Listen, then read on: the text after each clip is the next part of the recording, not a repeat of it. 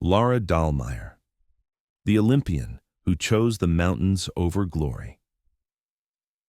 She had 7 World Championship golds, 2 Olympic medals, the whole world at her feet.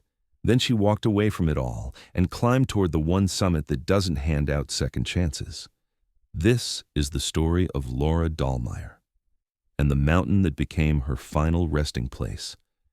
Mountaineering is the only sport where victory means just one thing: you survived. There's no silver, no bronze, only those who made it back and those who stayed up there forever. The mountains don't forgive mistakes, they don't forgive weakness, they don't even forgive luck once it runs out. In any other sport, losing means disappointment. Here, losing means death. And the cruelest part?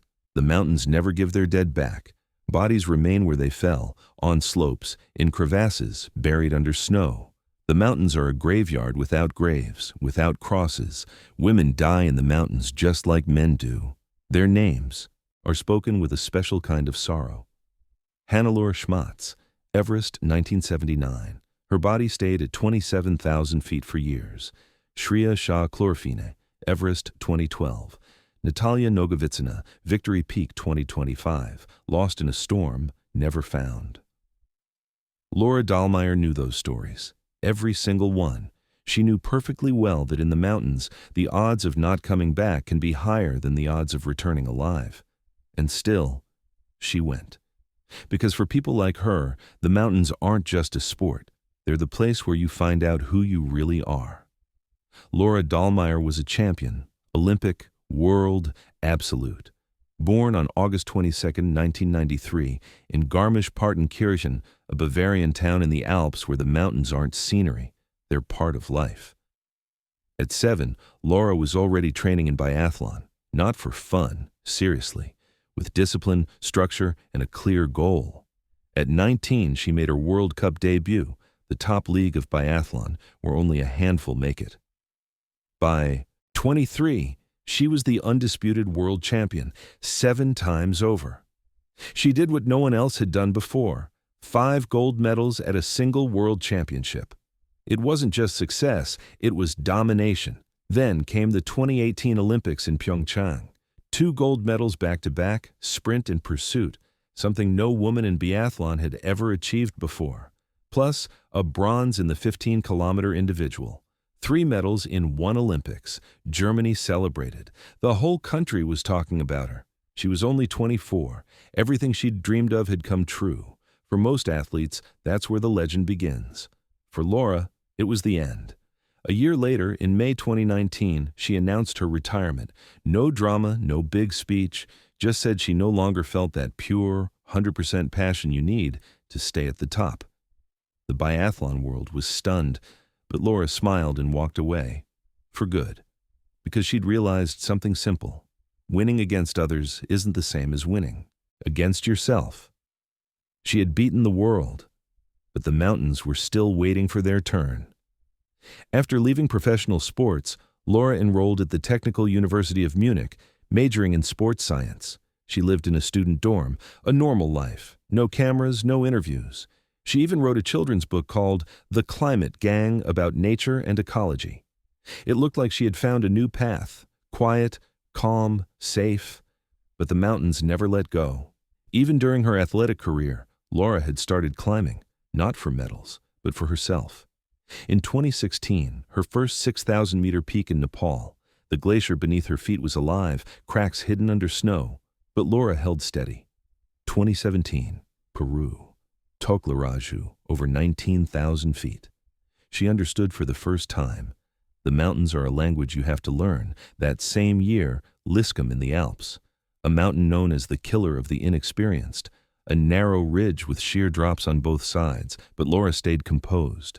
2019, Mont Blanc, the Grand Couloir, where seconds decide whether you live or die. Laura crossed it perfectly. By 2020, she had moved on to technical routes, ice, mixed terrain, serious stuff. In 2022, she trained as a mountain rescuer in the Ötztal Valley. She learned pulleys, knots, anchors. 2 years after leaving biathlon, she earned her certification as a mountain and ski guide. Her hobby had become her profession. Her love for the mountains, her life's purpose. By then, she wasn't just a climber, she was a professional. For a long time, Laura climbed with Robert Grisseger, quiet, stubborn, precise. They shared plans, maps, arguments about gear. Then, their paths diverged, but the mountains remained their common language. 2022, Patagonia. The peaks there aren't tall, but they're wild. Robert was moving along a familiar slope, testing each step, breathing in rhythm, just another day, just another climb. And then, everything changed. The snow cracked. The slope spoke and started to move. A white curtain dropped over him. At that speed, no one fights. They're simply taken. The message reached Laura while she was home. No drama, no headlines, just a few words, coordinates, a date, and silence. They weren't together anymore. Yes, but that didn't make it hurt less. He was still part of her story, part of her mountains. She processed it like an athlete, honestly.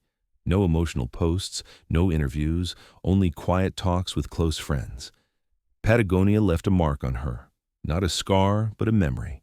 Not a ban, but respect. Now, every slope was more than a goal. It was a responsibility. She changed her checklists, added time buffers, paid even closer attention to details. Most of all, she stopped speaking in slogans.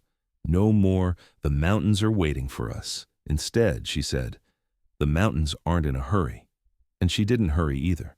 But she didn't walk away from them, because for her, a mountain wasn't an attraction. It was a language, the one she understood best. 2025.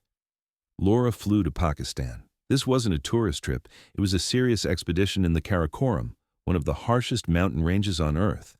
Here stands K2, the second highest peak in the world. 1 in 4 who try to climb an 8,000-meter peak here never come back. 25% mortality.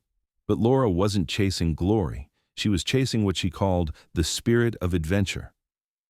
In one interview, she spoke against commercial mountaineering, especially Everest climbs where tourists line up in queues.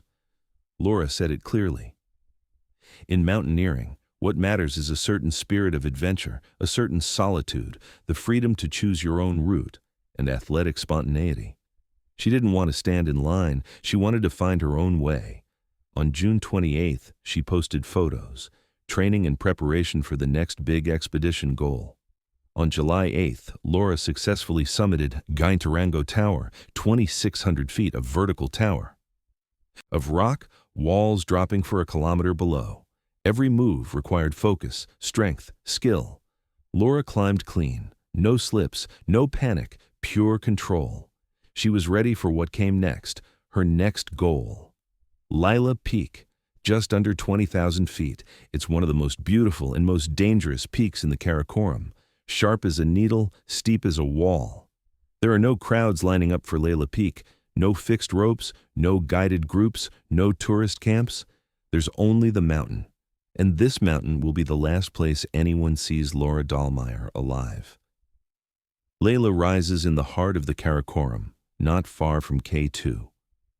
Laila Peak isn't a mountain in the usual sense. It's a spire, a steep pyramid stabbing the sky like a blade, razor-sharp ridges, sheer faces dropping hundreds of meters almost straight down.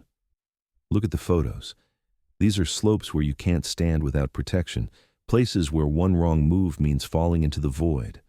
Almost every ascent is a technical climb on near vertical rock and ice. And one more detail: the heat. The summer of 2025 in Pakistan brought record-breaking warmth. But in the mountains, warmth is dangerous. When it's warm, the ice melts. Rocks that used to be frozen in place begin to move. They loosen, slide, and fall.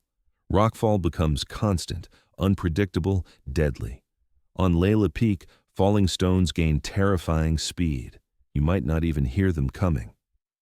Reinhold Messner, the first person to summit all 14 8,000-meter peaks, when asked about Laura and Laila Peak, said, "Laila Peak is very steep and difficult. Still, Mrs. Dahlmeier should have no problem reaching the summit, even by a demanding route." But pay attention to the words, very steep and difficult. When Messner says it, it means one thing: this mountain doesn't forgive mistakes. July 28, 2025. Early morning. Laura Dahlmeier and Marina Kraus begin their climb. Both are experienced. Both know exactly what they're doing. They choose the Alpine style. Minimal gear, maximum speed, light and fast, that's the philosophy. But Alpine style has a dark side. If something goes wrong, there's no backup, no tent to wait out a storm. You either handle it yourself or you don't. Laura and Marina climbed higher. The slope was steeper than the photos ever showed, but something felt wrong. The snow was softer than it should have been. Wet, slushy. The heat had reached even here, nearly 20,000 feet up. The sun hammered the slope. Ice began to melt. Rocks started to loosen, to move. Laura noticed the first warning. A rock whistled past, then another. Small ones, fist-sized, but fast. They looked at each other. Marina nodded. Laura understood. It was a bad sign. Still, they pushed on. They climbed to about 19,000 feet. Only 1,000 feet to the top. But the rockfall grew constant. Later, Marina Kraus recalled, "We knew we were technically capable, but before reaching the summit we decided not to take the risk and began to descend. It was the right decision, the professional decision. The summit isn't going anywhere. The mountains will always be there. But you might not. In mountaineering, there's a rule. The summit is only halfway. The real goal is to make it back alive." Laura and Marina turned around. It should have saved them. They began the descent, slowly, carefully. Marina led the way, lower on the slope. Laura followed. Descending a vertical face means rappelling, slow, controlled, safe, if everything goes right. Marina cleared the first section, then the second. She reached the next anchor point and shouted up, "Ready, you can come down." Laura started her third rappel, and that's when everything went wrong. Imagine this. You've made all the right calls. You turned back from the summit. You chose safety. And then the mountain reminds you, sometimes doing everything right isn't enough. Marina was below, belaying, everything by plan. Laura was descending toward her. Then, movement above, a boulder. It fell with terrifying speed. The rock struck Laura, direct hit, right in the head. Her body snapped against the wall, then went still. Just hung there, motionless, suspended on the rope. The impossible choice. Marina called her name. Once, twice, 3 times. Nothing. No answer, no movement. Later, Marina would say, "I saw the rock hit her head. From that moment, she didn't move again. There were no signs of life." Marina looked up. Laura was maybe 30 meters above. To reach Laura, she'd need a rope, and the rope was with Laura. Marina checked what she had left. It wasn't enough. Alpine style. Minimal gear. But that wasn't all. The rocks kept falling. They tore past Marina. One slammed into the slope beside her. Marina understood. If she tried to climb back up to Laura, she'd be hit. Almost certainly. She tried for hours. She searched for another route.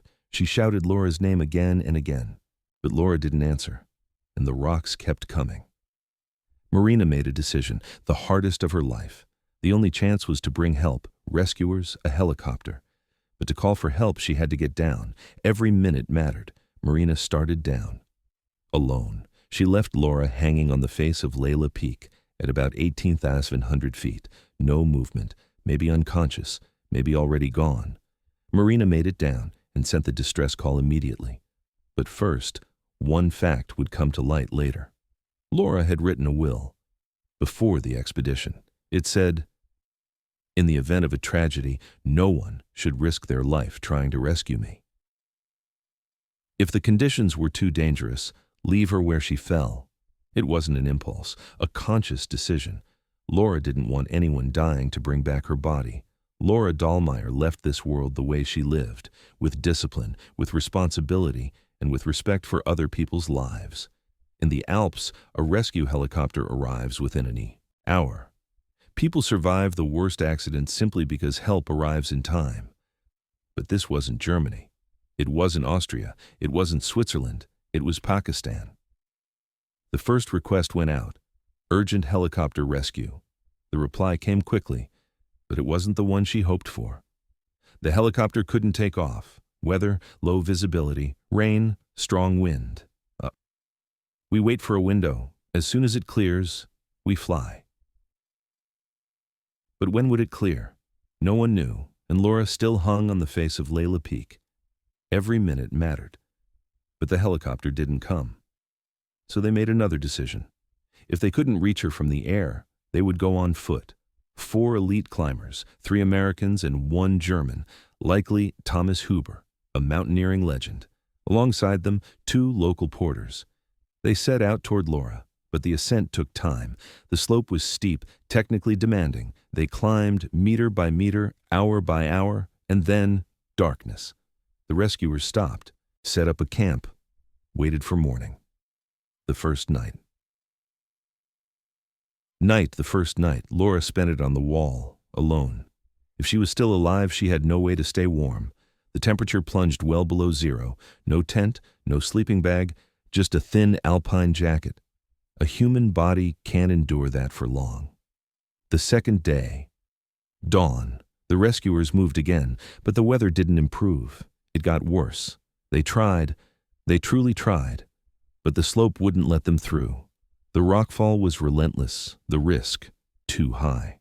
The president of the Alpine Club of Pakistan said, "Laura remains at high altitude. Her chances of survival are 50-50.